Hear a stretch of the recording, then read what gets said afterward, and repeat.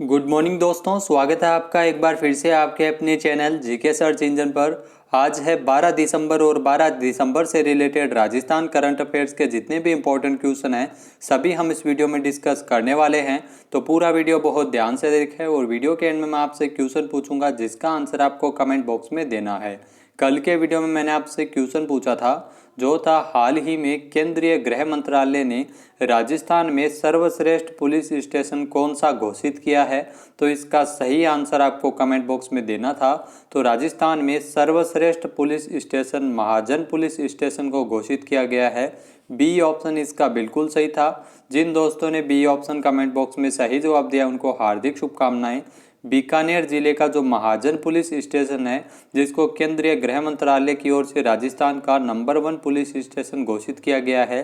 केंद्रीय गृह मंत्रालय की ओर से हर वर्ष की भांति इस वर्ष भी राजस्थान में सर्वे कराकर थानों की रैंकिंग जारी की गई है जिसमें महाजन पुलिस स्टेशन है वो नंबर 1 पर रहा है।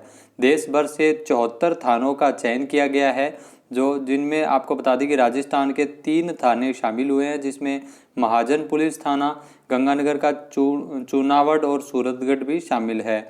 आपको बता दें कि साल 2017 से पुलिस थानों की रैंकिंग देने का कार्य केंद्रीय गृह मंत्रालय की ओर से शुरू किया गया था। वर्तमान में महाजन पुलिस थाने के जो एसएचओ है वो है सत्यनारायण गोदारा।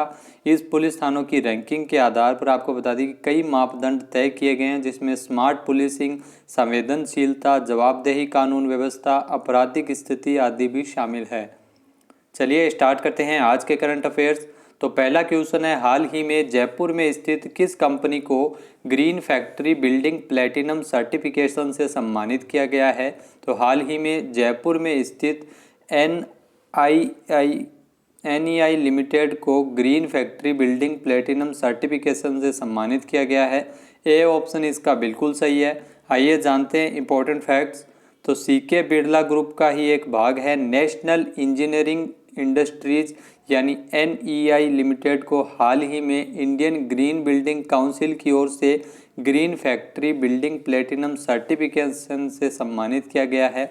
आपको बता दें कि 75 वर्ष पुरानी मैन्युफैक्चरिंग यूनिट के लिए NEI लिमिटेड को ये सम्मान है वो मिला है। 75 एकड़ में फैली इस यूनिट में आपको बता दें कि ऑफिस ब्लॉक फैक्ट्री की कई इमारतें हैं जिन्हें IGBC द्वारा ग्रीन बिल्डिंग की सर्वोच्च रेटिंग प्राप्त हुई है। नेशनल इंजीनियरिंग इंडस्ट्री के जो लिमिटेड के जो प्रेसिडेंट है वो है CEO रोहित बाबू। उनका आपको बता दें कि मानना है कि भवन और उत्पादन प्रक्रिया में नए स्थायी तरीकों को अपनाने की दिशा में महत्वपूर्ण प्रयास है वो किए गए हैं और इसी को ध्यान में रखते हुए इंडियन ग्रीन बिल्डिंग काउंसिल की ओर से green factory building platinum certification से सम्मानित किया गया है NEI लिमिटेड को। आपको बता दें कि प्लांट में ऊर्जा की खपत को कम करने के लिए डिजिटल एनर्जी मॉनिटरिंग सिस्टम भी इस कंपनी में लगाया गया है। नेक्स्ट है, हाल ही में राजस्थान में किसकी अध्यक्षता में राज्य नवाचार परिषद की पहली बैठक आयोजित हुई है। तो हाल ही में राजस्थान में जो निरंजन आर्य जो राजस्थान के मुख्य सचिव है इनकी अध्यक्षता में राज्य नवाचार परिषद की पहली बैठक आयोजित हुई है। ए ऑप्शन इसका बिल्कुल सही हो जाएगा। आइए जानते हैं इंपॉर्टेंट फैक्ट्स। तो राजस्थान के वर्तमान में मुख्य सचिव निरंजन आर्य की अध्यक्षता में 11 दिसंबर को शासन सचिवालय में वीडियो कॉन्फ्रेंसिंग के माध्यम से राज्य नवाचार परिषद की पहली बैठक आयोजित हुई थी। आपको बता दें कि इसका जो नेतृत्व किया, जो अध्यक्षता की थी वो मुख्य सचिव निरंजन आर्य के द्वारा इस बैठक की अध्यक्षता की गई थी जहां पर राज्य के नव परिवर्तनों को आगे बढ़ाया जाए और साथ ही साथ आर्थिक एवं तकनीकी सहायता उपलब्ध करवाकर नव प्रवर्तकों को सृजनशीलता को सम्मानित भी किया जाए। कृषि क्षेत्र में नवाचारों को बढ़ावा देने के लिए रोड मैप तैयार करने के निर्देश जारी किए गए हैं और जिला स्तर पर प्रौद्योगिकी एवं इनोवेशन इंक्यूबेशन केंद्र स्थापित कर नवाचार के कार्यक्रमों को जिला कलेक्टर के माध्यम से आयोजित करवाने के निर्देश भी मुख्य सचिव द्वारा जारी किए गए हैं। तो राज्य नवाचार परिषद की जो बैठक हुई थी वो 11 दिसंबर को हुई थी और जो NIF के जो निर्देशक है डॉक्टर विपिन शर्मा उनके द्वारा बताया गया है कि इस वर्ष राजस्थान से लगभग 11,000 नवाचार शामिल हुए जिसमें राज्य की कुल 41 तकनीकों को राष्ट्रीय स्तर पर पुरस्कृत भी किया गया था। नेक्स्ट यहाँ पे क्वेश्चन है, हाल ही में राजस्थान में बीमा ऋण GPF स्थायी और अस्थायी निकासी के आवेदन हेतु पेपरलेस व्यवस्था कहाँ से शुरू की गई थी? तो राजस्थान में बीमा ऋण, जीपीएफ स्थायी और अस्थायी निकासी के आवेदन हेतु जो पेपरलेस व्यवस्था है वो जयपुर से शुरू की गई थी। डी ऑप्शन इसका बिल्कुल सही हो जाएगा। आइए जानते हैं इंपॉर्टेंट फैक्ट्स। तो पायलट प्रोजेक्ट के तौर पर जयपुर में स्थित सचिवालय में विभाग के कार्यालय में इस नई व्यवस्था को शुरू किया गया था। अब इसी की सफलता को देखते हुए विभाग के अन्य कार्यालयों में भी आगामी 15 दिसंबर 2020 से पेपरलेस कार्य व्यवस्था है वो लागू की जाएगी।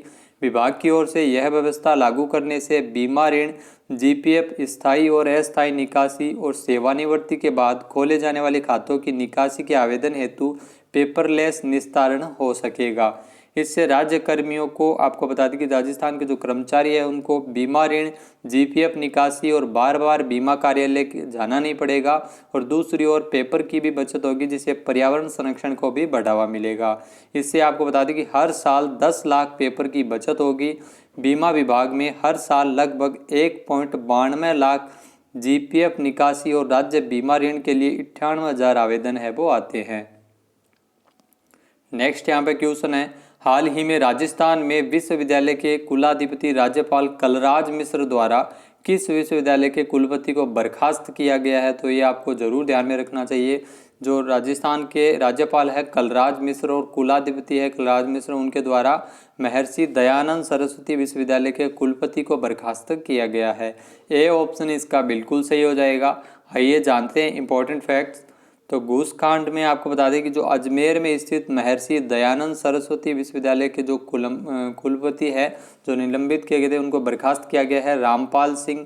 इनकी बर्खास्तगी के आदेश है वो विश्वविद्यालय के जो कुलाधिपति है राज्यपाल कलराज मिश्र द्वारा 9 दिसंबर को जारी किए गए हैं। 7 सितंबर को एसीबी ने रामपाल सिंह और उनके दलाल रणजीत सिंह एवं निजी कॉलेज प्रतिनिधि महिपाल सिंह को 2.20 लाख रुपए की रिश्वत के साथ गिरफ्तार किया था। ये पहला ऐसा मामला आया था जब कुलपति के द्वारा ये रिश्वत ली गई थी। रामपाल सिंह जो महर्षि दयानंद सरस्वती विश्वविद्यालय के कुलपति रह चुके हैं और इनको हाल ही में बर्खास्त किया गया है 9 दिसंबर को। 10 सितंबर को राज्य सरकार की सिफारिश पर राज्यपाल रामपाल सिंह को निलंबित करने के आदेश जारी किए गए थे और हरिदेव जोशी पत्रकारिता विश्वविद्यालय के कुलपति ओम थानवी को इस विश्वविद्यालय का महर्षि दयानंद सरस्वती विश्वविद्यालय का जो अतिरिक्त कार्यभार सौंपा गया था।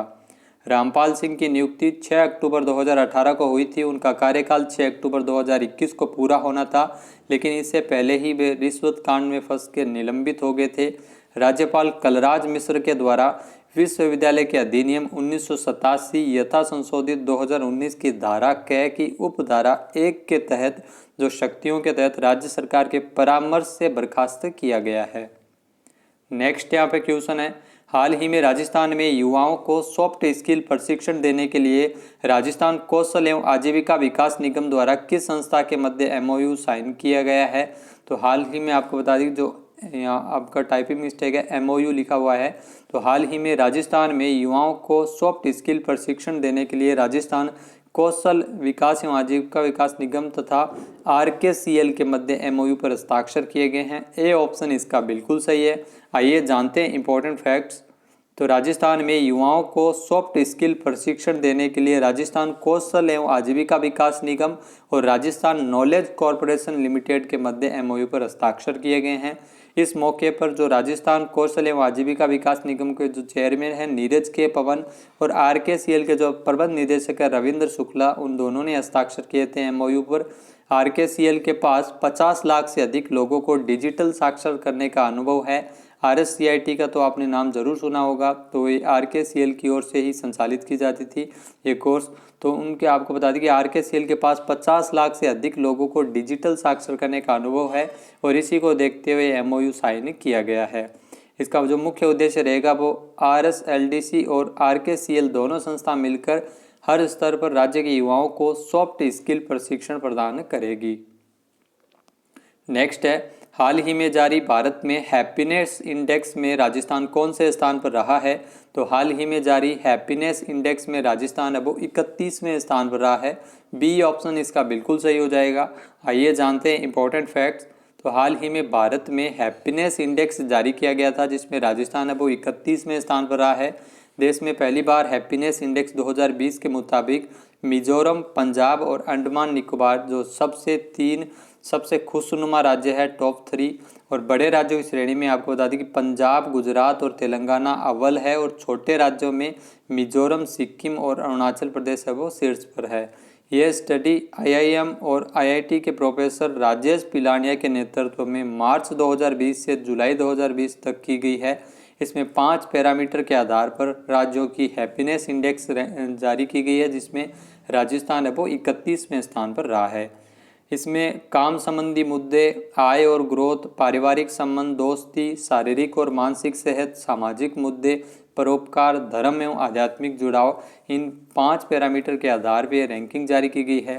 हैप्पीनेस इंडेक्स की बात की जाए नेशनल स्तर पर तो भारत है वो 144वें स्थान पर रहा है विश्व स्तर पर, और फिनलैंड है वो सबसे खुशहाल देश है। नेक्स्ट यहाँ पे क्वेश्चन है, हाल ही में भारत के किस राज्य में मुख्यमंत्री शिक्षक आवासीय योजना शुरू की गई थी? तो राजस्थान में मुख्यमंत्री शिक्षक आवासीय योजना शुरू की गई थी। बी ऑप्शन इसका बिल्कुल सही है। आइए जानते हैं इंपॉर्टेंट फैक्ट्स। तो राजस्थान के मुख्यमंत्री अशोक गहलोत द्वारा पहली बार मुख्यमंत्री शिक्षक आवासीय योजना है वो 20 दिसंबर 2019 से शुरू की गई थी। इस योजना का शुभारंभ जयपुर से किया गया था, जिसके तहत राजस्थान के पुरस्कृत शिक्षकों को 10% रियायत दर पर आवासीय सुविधा है वो प्रदान की जाएगी। नेक्स्ट यहाँ पे क्वेश्चन है, हाल ही में विश्व स्क्वैश फेडरेशन के अध्यक्ष के रूप में किसे चुना गया है? तो हाल ही में विश्व स्क्वैश फेडरेशन के अध्यक्ष के रूप में जेना वोल्ड्रिज को चुना गया है। बी ऑप्शन इसका बिल्कुल सही है। आइए जानते हैं इंपॉर्टेंट फैक्ट्स। तो इंग्लैंड की जेना वोल्ड्रिज को हाल ही में वर्ल्ड स्क्वैश फेडरेशन का अध्यक्ष चुना गया है। 1967 में स्थापित इस वर्ल्ड स्क्वैश फेडरेशन की जो 10वीं अध्यक्ष बनी है जेना वोल्ड्रिज, न्यूजीलैंड की सुसी सिमकॉक के बाद अध्यक्ष बनने वाली दूसरी महिला है, और ये वर्तमान में फ्रांस से अध्यक्ष जैक्स फोंटेन के स्थान पर इनको नियुक्त किया गया है। इससे पहले साल 2013 से लेकर 2019 तक जेना वोल्ड्रिज है वो यूरोपियन स्क्वैश फेडरेशन के अध्यक्ष के रूप में 6 साल तक कार्य कर चुकी है। नेक्स्ट यहाँ पे क्वेश्चन है, हाल ही में विश्व आर्थिक मंच द्वारा वार्षिक बैठक किस देश में आयोजित की जाएगी? तो हाल ही में आपको बता दें कि विश्व आर्थिक मंच की ओर से अपनी वार्षिक बैठक है वो सिंगापुर में आयोजित करने का फैसला लिया गया है। ए ऑप्शन इसका बिल्कुल सही है। आइए जानते हैं इंपॉर्टेंट फैक्ट्स। तो विश्व आर्थिक मंच की ओर से अपनी वार्षिक बैठक है वो साल 2021 की जो बैठक है वो सिंगापुर में आयोजित की जाएगी। इससे पहले स्विट्जरलैंड में 13 से लेकर 16 मई 2021 के दौरान आयोजित करने के निर्धारित किया था, लेकिन स्विट्जरलैंड में आपको बता दें कि वार्षिक फोरम को स्थानांतरित करने का जो मुख्य निर्णय है वो यूरोप में बढ़ती हुई कोविड-19 महामारी को देखते हुए लिया गया है, और अब यह बैठक सिंगापुर में आयोजित की जाएगी। 1971 की आपको बता दें कि विश्व आर्थिक मंच की स्थापना के बाद ये दूसरा मौका होगा जब फोरम को स्विट्जरलैंड के बाहर आयोजित किया जा रहा है। विश्व आर्थिक मंच यानी वर्ल्ड इकोनॉमिक फोरम स्विट्जरलैंड में स्थित एक गैर लाभकारी संस्था है, और इसका मुख्यालय है वो जिनेवा में स्थित है। इसकी स्थापना 1971 में की गई थी। यूरोपियन प्रबंधन के नाम से जिनेवा विश्वविद्यालय में कार्यरत प्रोफेसर क्लास एम स्वाब के द्वारा इसकी स्थापना की गई थी। नेक्स्ट यहाँ पे क्वेश्चन है, हाल ही में अंतर्राष्ट्रीय पर्वत दिवस कब मनाया गया है? तो हाल ही में अंतर्राष्ट्रीय पर्वत दिवस है वो 11 दिसंबर को मनाया गया है। सी ऑप्शन इसका बिल्कुल सही है। आइए जानते हैं इंपॉर्टेंट फैक्ट्स। तो हर साल 11 दिसंबर को पूरे विश्व में अंतर्राष्ट्रीय पर्वत दिवस यानी इंटरनेशनल माउंटेन डे मनाया जाता है। इसका मुख्य उद्देश्य पहाड़ों के संरक्षण और उनकी समृद्ध जैव विविधता के बारे में जागरूकता को बढ़ाना है, और यह दिन पर्यावरण में पहाड़ों की भूमिका और जीवन पर इसके प्रभाव को समझने के लिए लोगों को शिक्षित करने के उद्देश्य से मनाया जाता है। संयुक्त राष्ट्र महासभा की ओर से साल 2002 को संयुक्त राष्ट्र अंतर्राष्ट्रीय पर्वत वर्ष घोषित किया गया था, और 11 दिसंबर 2003 से अंतर्राष्ट्रीय पर्वत दिवस के रूप में नामित किया गया था। तो पहली बार साल 2003 में अंतर्राष्ट्रीय पर्वत दिवस मनाया गया था। थीम काफ़ी इंपॉर्टेंट है। इस साल अंतर्राष्ट्रीय पर्वत दिवस की जो थीम रखी गई है इंटरनेशनल माउंटेन डे की थीम है पर्वतीय जैव विविधता। बात कर लेते हैं आज के हमारे क्विज की। तो आज का हमारा क्विज है, हाल ही में राजस्थान में युवा वैज्ञानिकों को प्रोत्साहन हेतु विज्ञान एवं प्रौद्योगिकी के क्षेत्र में राजस्थान स्ट्राइड अवार्ड है वो कब प्रदान किए जाएंगे? तो राजस्थान में स्ट्राइड अवार्ड है वो युवा वैज्ञानिकों को कब प्रदान किए जाएंगे? इसका सही आंसर आपको कमेंट बॉक्स में देना है। और अगर ये वीडियो आपको पसंद आए तो इसे लाइक और शेयर जरूर करें। साथ ही साथ हमारे चैनल को भी जरूर सब्सक्राइब करें। इस वीडियो की PDF फाइल आप वीडियो के डिस्क्रिप्शन बॉक्स से डाउनलोड कर सकते हैं और इस क्वेश्चन का आंसर आप वोट करके भी कर सकते हैं। वीडियो कैसा लगा कमेंट बॉक्स में ज़रूर बताएं। वीडियो को ज़्यादा से ज़्यादा शेयर करें, लाइक करें। वीडियो देखने के लिए धन्यवाद। जय हिंद, जय भारत, जय राजस्थान।